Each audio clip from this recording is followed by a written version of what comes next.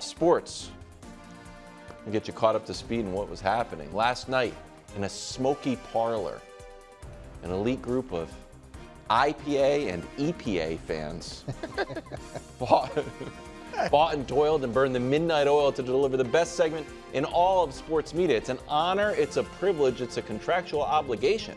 It's time for Nick's Tiers. Thank you so much for the introduction, as always, Kevin Wildes. We still have all 32 teams making the tiers. It would feel like 2 weeks in would be too early to eliminate teams. 3 weeks in, however, is not. Bottom of the tiers, facing elimination. Browns, Saints, Panthers, Titans, Fish. You lose this week, you're out of the tiers. The tier's too crowded. This tier's 12 levels. Committee, you can't be spending our time on these teams if they lose this week. Again, you control your own destiny here. And by the way, if you win, you very well might not be facing elimination next week. But any of those teams fall to 0-3, you're out of there. Next level. Really? Again? That's what their fans are saying. Like, really? Another 0-2 start? Another head-scratching, embarrassing loss or two? Another year where it just feels like we are the team that everyone in our division looks at and is like, well, that's a win. That's happening again to us when you had varying levels. Obviously, the most for the Bears, but some for the Jets and a few people for the Giants. You know what I mean? Some levels of optimism. Yeah. Greatly concerned. Jags, Vikings, Broncos. Jags lost a game they had no business losing at all. Brian Thomas Jr., who was one of just not best rookie receivers, one of the best receivers in the NFL last year, seems to be on a totally different page than Trevor. They can't figure out yet how to use Travis Hunter, who some people, smart people, kind of oddly, weirdly handsome people thought could be the Shohei Ohtani of the NFL, and that's no good. The Vikings, on the other hand, have gotten one good quarter of offense through 8 quarters. And now they go to Carson Wentz, and now some Viking fans are like, you know what? In the short term, I think it's a quarterback upgrade. That's not good. And then the curious case of the offseason champion Denver Broncos, who got a week 1 win, signed, sealed, and delivered to them courtesy of Brian Callahan. And then in week 2, lost an excruciating game thanks to the rarely called leverage penalty on a 60-yard field goal. I think all those fan bases are fairly greatly concerned, given they all had real expectations this year. Undefeated and untrustworthy. These teams are a combined 8-0. Talk to me in a couple weeks. The Bengals, listen, they lost their quarterback. The Niners, they lost their quarterback. The Colts have Daniel Jones at quarterback. And the Cardinals have gotten maybe the single greatest open to a season in NFL history, getting the 2025 Panthers and the 2025 Saints. That's a combined 8-0. I don't trust any of those teams, given the quarterback injuries or given who their personnel are. There's potential here. Patriots, Raiders, Falcons, Cowboys, Steelers. Got to be open to the possibility of any of these teams making the playoffs. Hell, I picked 2 of them to make the playoffs. Falcons have been up and down. Cowboys felt like they kind of could have won in week 1 and then stole one in week 2. The Steelers, we've seen highs and lows. Patriots, Raiders, similar story. But some of those teams are making the postseason. All of them feel they can. And honestly, deep down, they're all fine with the 1-1 start. Yeah. They're all fine with where they're at. This tier, I'll be honest, doesn't make sense. Honestly, no idea. I didn't know what to do with the Seahawks or the Texans. Texans haven't won a game. They have a great defense, a quarterback who we've seen be great even though it's been over a year. And they've been in these games. You know what I mean? They barely lose to the Rams. They barely lose to the Bucs, but they haven't won. The offense seems a mess. Seattle could be 2-0. It took the Purdy drive late and then they almost came back. I don't know that I fully believe in Sam Darnold. The defense looked good. Honestly, no idea. Little trepidation. I like that one. Lions, Commanders. Yeah. Just a little uneasiness of, could we be in trouble this year? Now, the Lions, obviously, you score 50, it feels like it goes away. But week 1 was greatly concerning. And week 2, I still think there are more questions about the Lions' defense than we're asking because it's all been about Ben Johnson and Goff and the offensive line change. And for Washington, it is very simply, man, how is Jaden going to miss time? How much time is he going to miss? And is our defense actually improved? How much did those injuries we suffered on Thursday night hurt? But those are good teams, a little trepidation.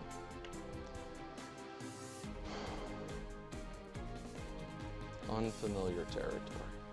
This is basically the middle. This is basically Hubs is in my ear saying mid.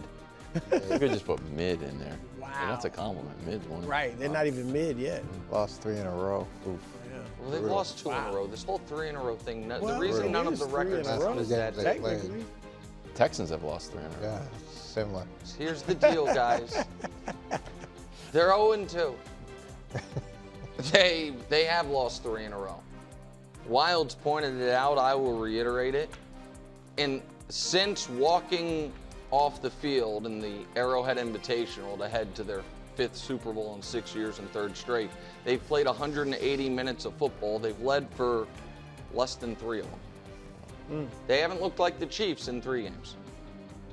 They are awaiting their guys to come back, and the vultures are circling. Luckily, the football gods have graced us with a visit to MetLife and coaches New York Giants. However, it's then right back to the meat grinder of the NFL when you host the Ravens. With that said, beat the Giants. You're at home against a team you always beat no matter where the game is. You win that game, and you might find yourself back atop the tiers. First ever 2-2 team atop the tiers. Don't tell me I didn't warn you. Legit contenders. Bucks, Rams, Chargers. That's what they are. They're legit contenders. They're a combined 6-0. They've beaten good teams. You know, not necessarily all 6 wins, but they all have beaten at least one good team. We all, to varying levels, all like or love their quarterbacks. I mean, listen, I'm a Stafford and Baker guy. The whole show is about to be First Things First presented by Justin Herbert's fan club. But those are legit contenders. We like the coaches. We like the quarterbacks. We like the skill position guys, legit contenders. 90% great, Brew and Wilds. Your 2 teams. 90% great. And it's the same 10% secondaries. The only real qualm I think anyone would have with either of these teams right now is overall pass defense, most noteworthy the secondary. And so, I mean, that's really, really good. It makes you a little nervous given the type of quarterbacks you're going to have to beat to actually get to a Super Bowl or back to a Super Bowl, but you're 90% great. Smooth sailing. I mean, no team's ever been looked like in better shape for the 1 seed through 2 weeks than the Buffalo Bills. Yeah. Given who they've already beaten and what their schedule is and what the rest of that division looks like. I mean, people saw this and were like, man, the Bills, they just got to play the Jets. And now tomorrow they play the Dolphins. And then after, it's just a lot of easy games and Josh playing great. And then I'm ready to call it already, even though we're only midway through the month. They will be the September champs, the Green Bay Packers. Doesn't mean they can't be more than that, but they are going to be the champs of the first month of the season, and that, coach, is the latest edition of the tiers. I bet Coach liked this tiers. Yeah, it was better than Nick usually does at this point in the season, so that's positive. That's better than the Chiefs are doing, so that's good. I disagree on the top, Nick. I would swap Green Bay and Buffalo, and for me, it's about the quarterbacks. And Josh went through his period of being up and down. Nick documented Roller coaster. Yeah, the roller coaster, but that roller coaster seems to have straightened out, and he's gotten that under control, and he's got that Superman ability without putting the ball at risk.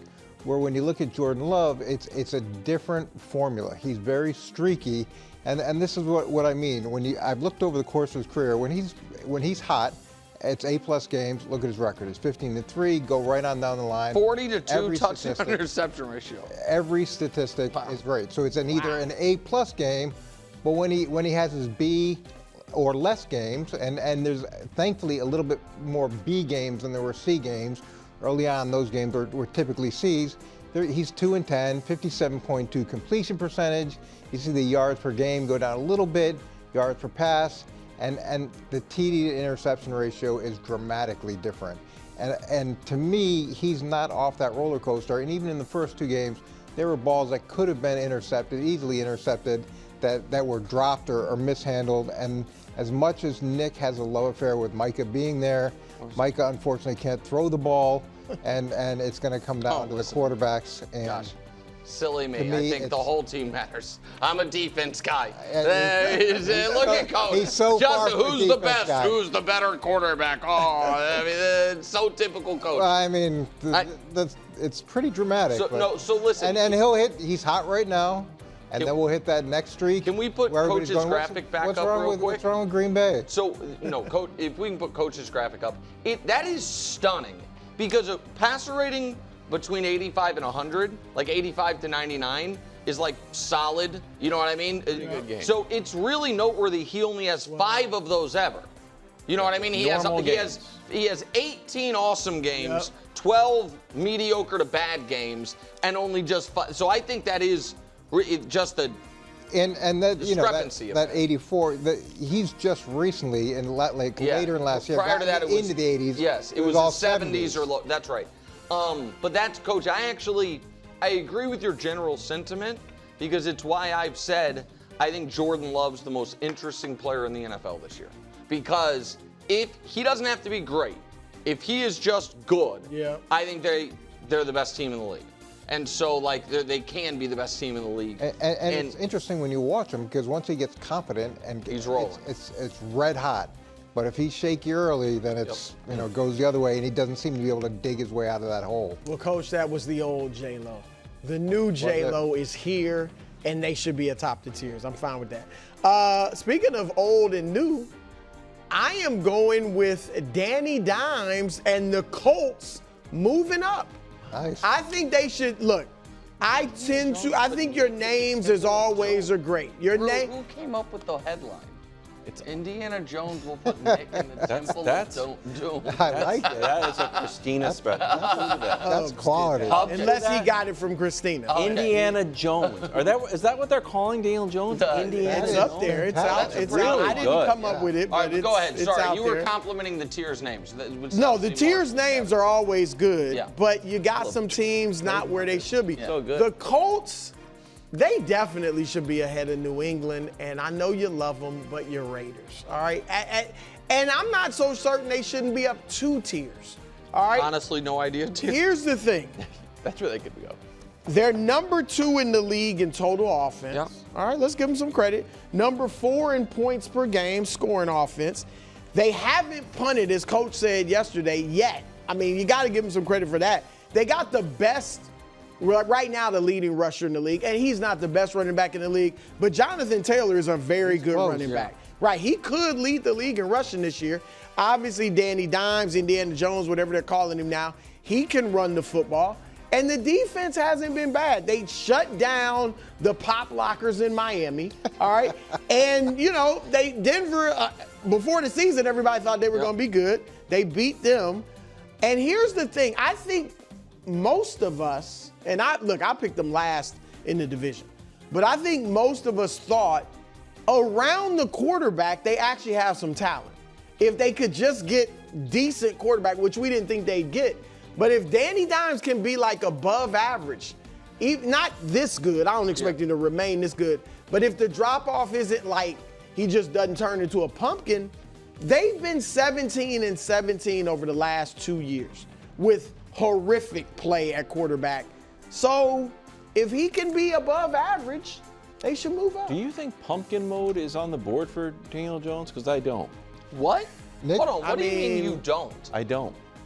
Because I don't think he's playing out of his mind right now. He's averaging almost 300 yards a game. Buddy, he's playing out of his mind. And What do you know? Nick got me yesterday with a Derek Carr comparison. Yeah. So you could see pumpkin mode. Well, I hadn't thought. I was Last pretty year's excited about Saints. Carr. They started out good. Last year's Saints were on fire. They were on fire. They were scoring Got a all good these running points. back. You know what? I'm gonna help the group out because you guys are having some struggles so far this year with upset alert. That's a good one this week. The Titans and Cam Ward get their first win. You know what? at After home. I've been watching the Titans probably closer than people outside of Tennessee. Yeah. They're not quite ready to win yet. I understand the Colts aren't. I don't know that the Colts are ready to be 3-0. 3-0 is a big statement. And so, listen, I can't get over the point I made yesterday that Coach just referenced, that I just feel like this is last year's Saints. A team that had no expectations going into the year except for from their fans through 2 weeks. Their offense is on fire, and they're like, see, look at what we have. And look, this quarterback that like at a couple times throughout his career, people have really believed in, and other times they didn't. He's putting it all together, and then no.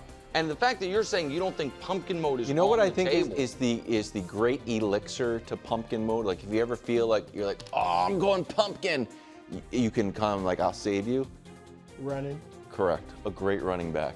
If pumpkin, if he starts to like sprout a green thing out of his head, hand the ball off to if he turns a little. It magically goes away. His running.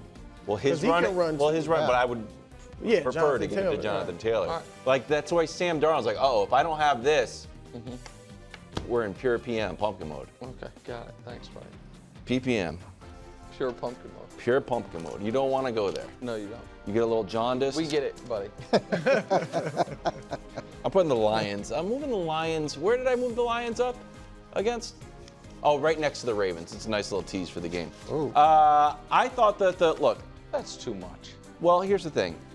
The Chiefs are where they are, not only because they have historical greatness on their side, but you're like, hey, they lost to two really good teams that are ahead of them.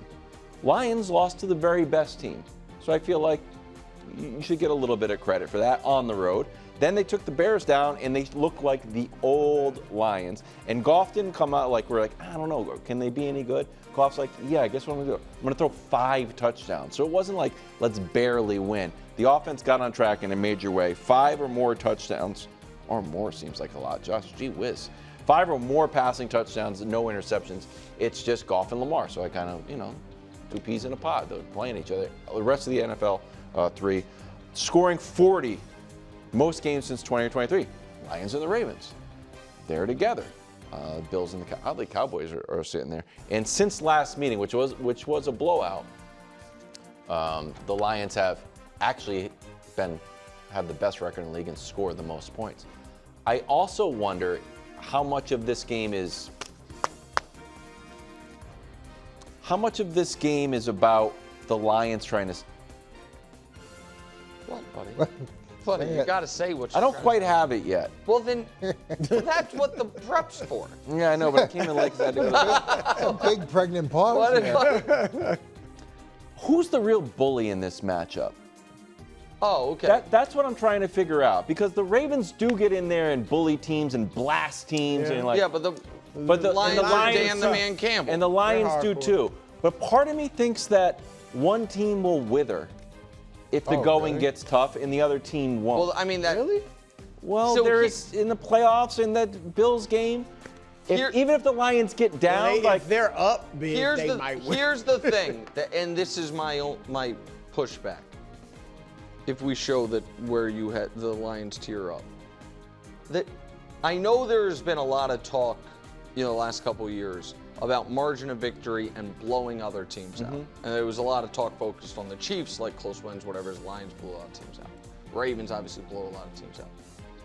What the Ravens, Eagles, Bills, and Chiefs all have in common is they never get blown out. Yeah. I know the Chiefs did in the Super Bowl, but they, and so that Lions Week 1 game weighs very heavy. Like, it is them blowing a team out, to me, is not worth as much as them getting where they're down 3 touchdowns going into the fourth quarter in their Week 1 game. Like, that to me was concerning, because it's just so rare. Start of the season. No, that part's like true. Game 1, right, like and I'm not trying to penalize them too much, but you know what I mean. Like the other thing you showed there, even I know it's 2 years ago, but when they played the Ravens, they got annihilated. You know what I mean? Now the Bills got annihilated by the Ravens too last year. Nobody talks about that game. Yeah, they beat them 35-10. We never bring that up. Nobody ever brings it up. Thanks for watching. Subscribe here to get more from the show and to check out